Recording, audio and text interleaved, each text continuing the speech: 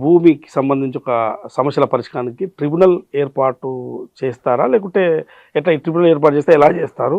ఈ ట్రిబ్యునల్ ఎలాంటి సమస్యలు పరిష్కరిస్తుంది? భూమి ట్రిబ్యునల్ ఏర్పాటు చేయాలని సెక్షన్ 14 చెప్తుంది భూభారతి చట్టంలోని.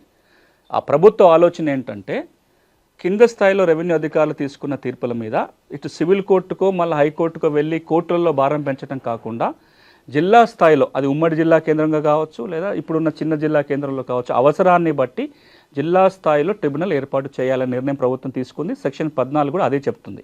ఎవరైతే జిల్లా కలెక్టర్లు తీర్పులు ఇస్తారో దాని మీద అప్పీలు వెళ్ళటం కోసం జిల్లా స్థాయి ట్రిబ్యునల్ ఏర్పాటు. ఇప్పుడు ప్రభుత్వం చెప్పిన అంశం ఏంటంటే రాబోయే 3-4 నెలల్లో కేసు లోడును చూసి, అంటే ఏ జిల్లాలో ఎక్కువ కేసులు ఉన్నాయి తక్కువ ఉన్నాయి దాన్ని బట్టి వీలైతే ప్రతి ఉమ్మడి జిల్లా కేంద్రంలో ఒక ట్రిబ్యునల్ పెట్టడం కానీ, లేదా మొత్తం తెలంగాణలో ఒక 4-5 చోట్ల ల్యాండ్ ట్రిబ్యునల్ని ఏర్పాటు చేస్తామని గౌరవ ముఖ్యమంత్రి గారు ప్రకటించారు, రెవెన్యూ మంత్రి ప్రకటించారు. ఈ ట్రిబ్యునల్ ఏర్పాటు జరుగుతుంది. అందులో ఎవరు ఉండాలి? రెవెన్యూ అధికారులు ఉండాలా, జ్యుడిషియల్ ఆఫీసర్లు ఉండాలా, లేకపోతే వర్కింగ్ ఉండాలా, రిటైర్డ్ ఉండాలా, ఇవన్నీ కూడా ఇంకా ప్రభుత్వం నిర్ణయం తీసుకోలేదు. రాబోయే రోజుల్లో ఒక నిర్ణయం తీసుకొని ఆ కాంపోజిషన్ ఎట్లా ఉండాలి అనేది వస్తుంది.